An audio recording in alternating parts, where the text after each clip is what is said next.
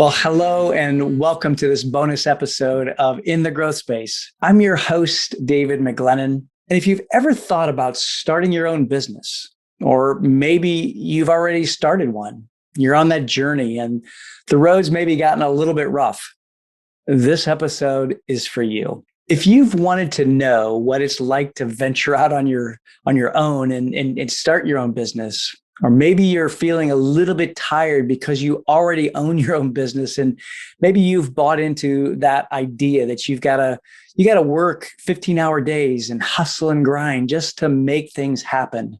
I'm going to share how I've been growing and overcoming that hustle fallacy with my own business.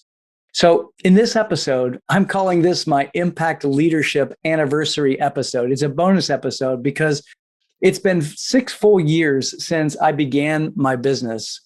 And I thought that I would just share some of my own reflections and my own learnings in my business growth journey.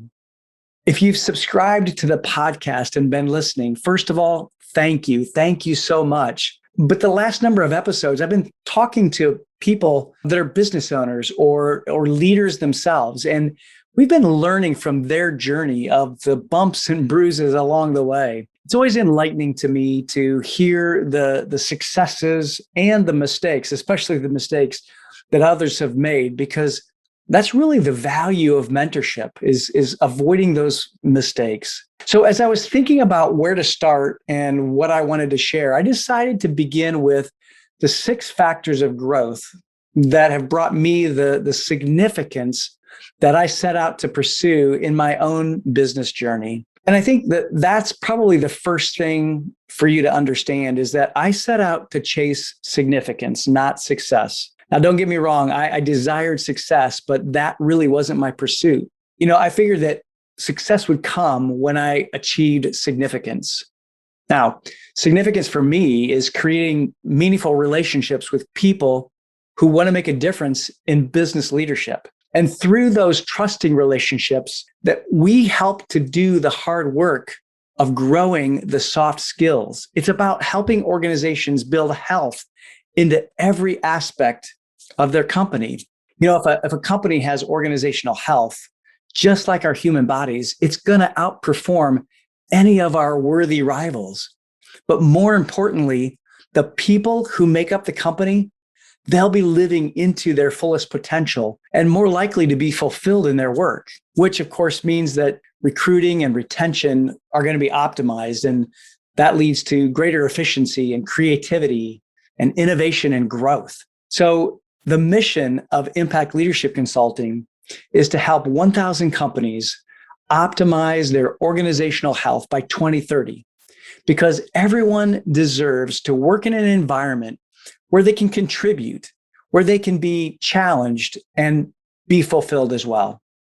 So the first factor of growth that I discovered for me is focus. And when I started out, I was not focused at all. I was taking on projects of all kinds that just simply brought in revenue.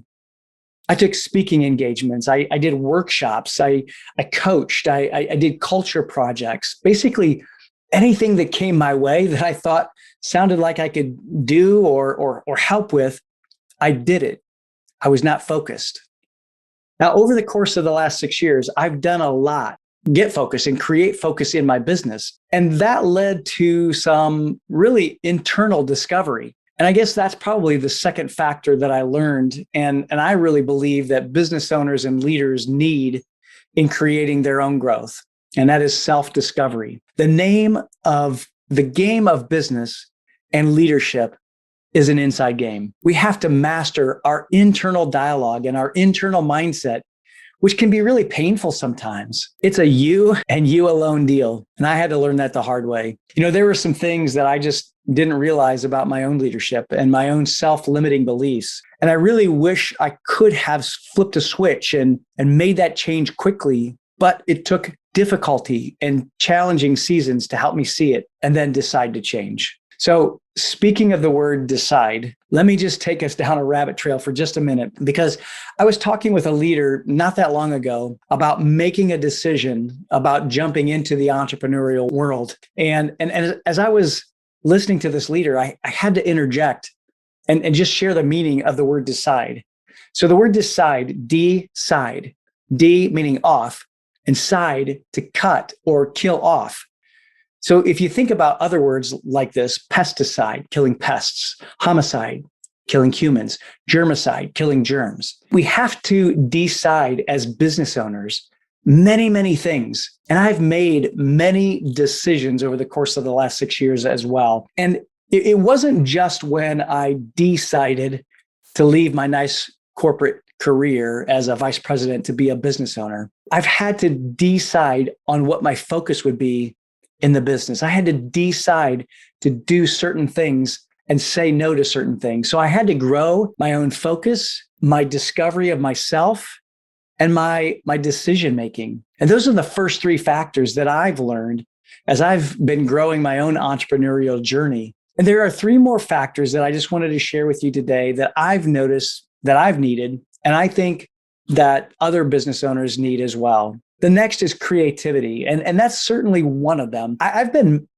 met with a number of situations where I didn't know how I was going to do something or how I was going to get through an issue. And in those cases, I needed to use my own creativity to come up with a solution. In one situation, I had a client where we had implemented an adaptation of the culture-wise system that I have for culture, but we began to see that there was a gap within the leaders who weren't fully skilled to practice the rituals that we required for the system to be, fully executed and executed well. So I took time to think and I came up with a resource that upskilled those emerging and rising leaders within the organization so that they had the necessary skills to build into that team's culture and the bench strength of the organization. The results were remarkable. And actually so much so that that program has evolved to be a resource for growing companies internationally. It's really how the Emerging Leader Inner Circles was created,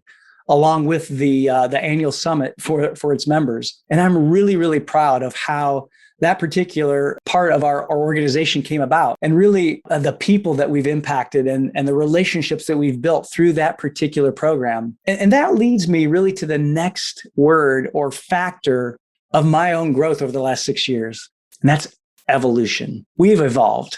And I'm purposely switching the pronouns here from I to we because it's been really amazing to grow a team. And to grow a team meant that I personally had to evolve.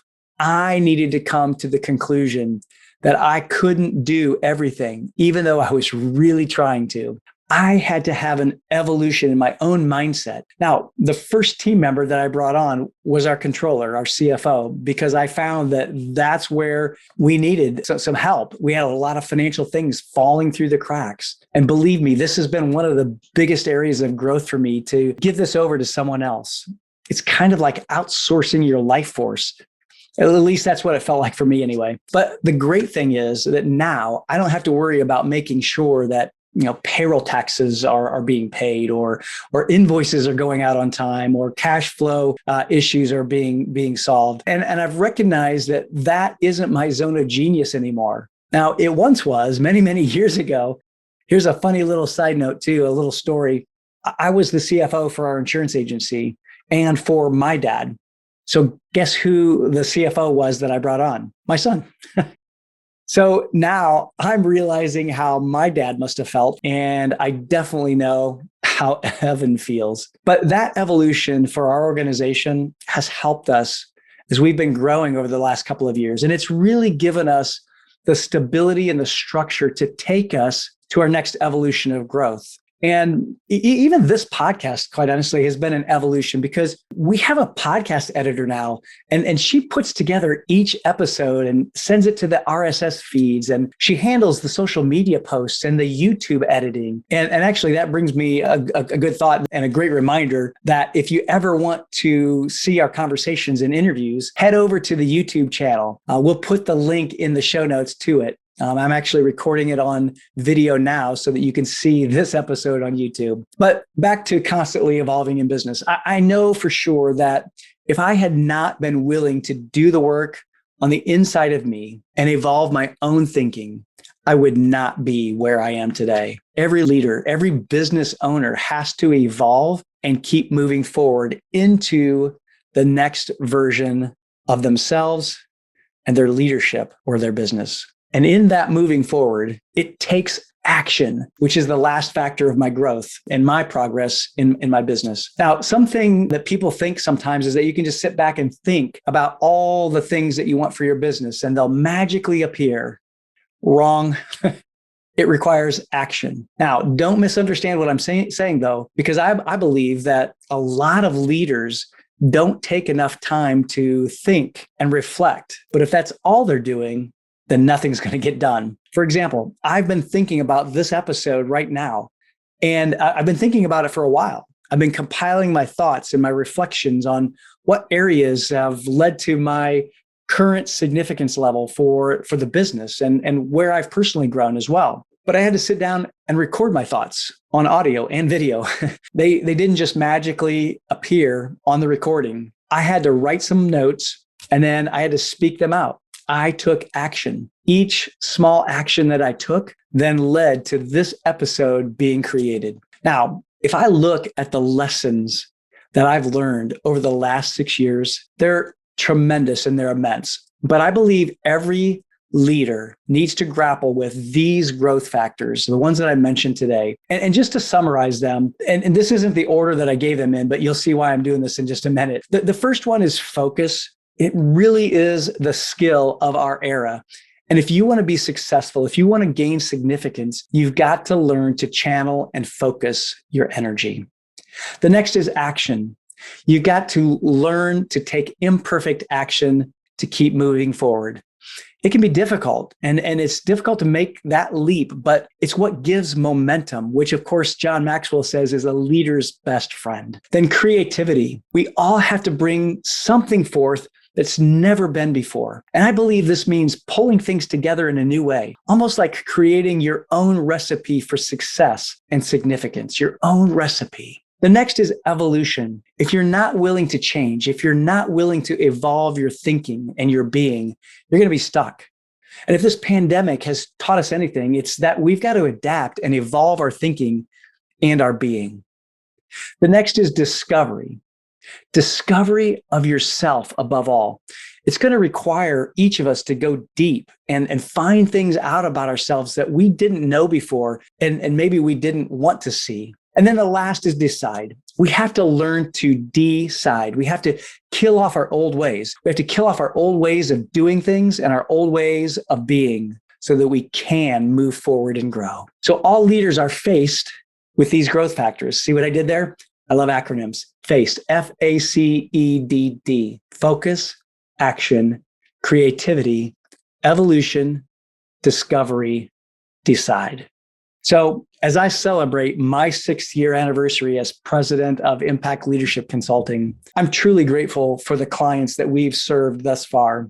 And I am committed to helping more entrepreneurs and leaders to grow beyond their hustle and grind mindsets so that they can build companies where people can be fulfilled and grow closer to their own potential. I thank you so much for allowing me just to share these reflection points and these thoughts with you on my own growth journey in this particular bonus episode. And thanks for listening into and subscribing to the podcast. I super appreciate hearing from you and getting your feedback. It really helps me to measure my own impact and the impact that our team is making. Now, speaking of feedback, if you would go out and give us a 5-star rating and submit a review, our small and mighty team would greatly appreciate it. So as always, keep getting outside of your comfort zone and be well.